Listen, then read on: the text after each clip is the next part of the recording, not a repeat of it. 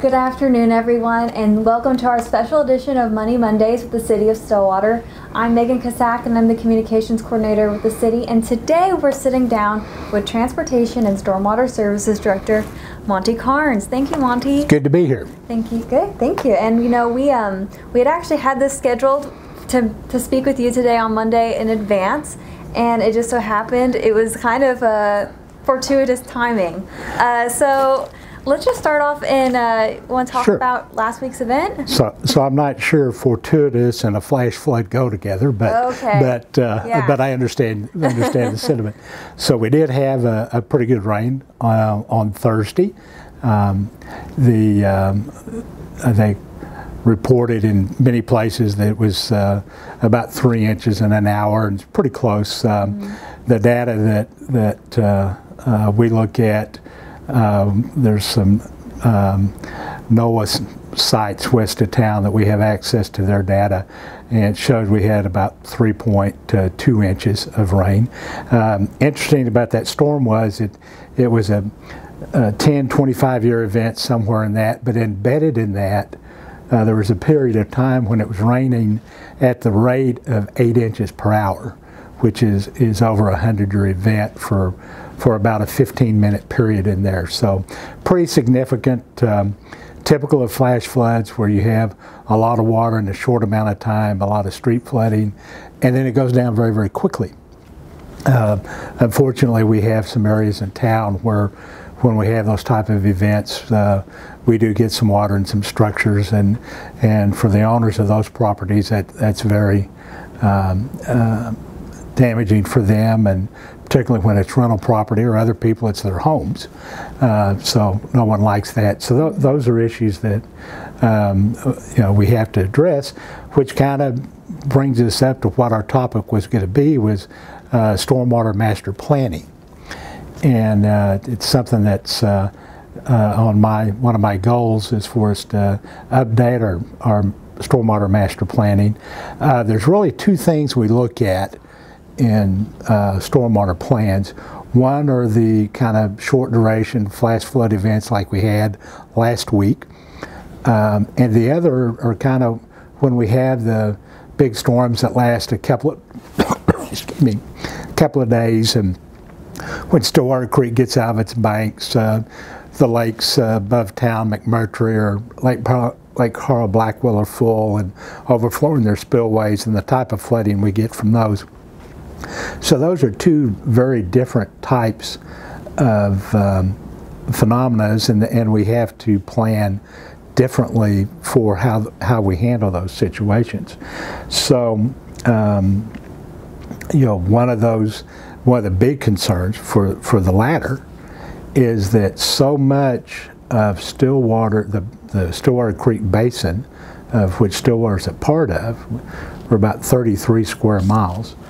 There's about 90 square miles above Stillwater that is outside our regulatory development regulations, and that we have limited input into how those areas are developed. So nothing imminent there, but if you look 40, 50 years out, and Stillwater continues to grow, and if that growth occurs outside the city limits, that could have significant impact on what we do now. So we really want to do a couple of things. We want to study how things are now within the city limits on our various drainage basins, relook at our floodplain mapping, and then also look out beyond what are those impacts going to be under various development scenarios, and then develop strategies for how we help control the community in the future, again 40, 50 years down the road. And so those are kind of our goals, and one of the, several things come out of that. We determine improvements that we have to make now in our infrastructure and drainage channels and storm sewers and that type of things. What's the most cost-effective measures to do that? Are there better maintenance strategies? Most importantly, kind of from a maintenance, not only improvements, but maintenance, what does it cost to properly maintain our system. We have just numerous instances through the community of where we have drainage going through backyards, and we have no easements to go in and control that. And some of that is normal. The drainage flows across your property. You have to accept the drainage as it comes on your property, and you have to discharge it where it normally discharged. But at some point, that's probably more than a property owner should have to maintain. Exactly where's that point, and when should we step in and start doing that with our crews, and more importantly, what's that cost, and then how do we get the funds to do that? So we need to identify all of those things so we can come up with the proper strategies so that we do a better job of maintaining our system, make the city, it's a great place to live now. I've lived here 48 years now. It's a great place to live, but how can we make it better in those regards? And so that's kind of what we're wanting out of a master plan. We don't think we could do it in just 1 year. It would be fairly expensive and a big hit on the budget.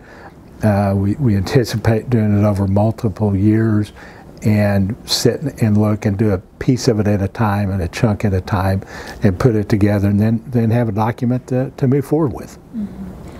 Wow, so it sounds pretty extensive, but I mean, it's important for the community. It's very important for the community, and you know, years ago I went to, well, when we were first developing some master planning here and thinking about detention ordinances and those types of things, I went to a seminar and they talked about the illogical cycle. So the hydrologic cycle, illogical, it floods, everybody panics, a lot of momentum to do things. It doesn't rain, everybody forgets about it, nothing's done, and then it rains again. And that's just kind of, and we're not unique in that. That happens all over the country. We have other priorities, and when you stop and you think about it, you know, some of these situations would take $1 million to fix. Well, do we really want to spend $1 million putting in a storm sewer system that's going to prevent street flooding that occurs once every 10, 20 years and only lasts for 30, 40 minutes? Is that a good use of dollars?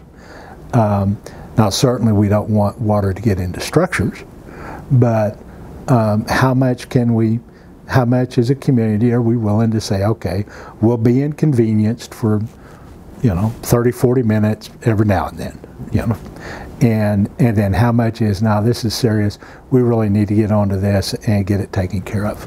And that's one of the things master planning does, is help you go through those issues, have a discussion community-wide, and decide what's the best use of your dollars. All right.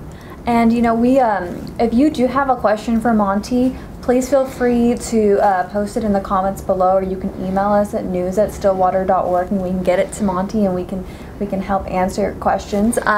Is there anything else that you'd like the residents to know about Stormwater Services or your department? Well, of course, our department, we do transportation and stormwater. Those are together. A big part of stormwater of our services is the pollution, stormwater pollution, and managing that.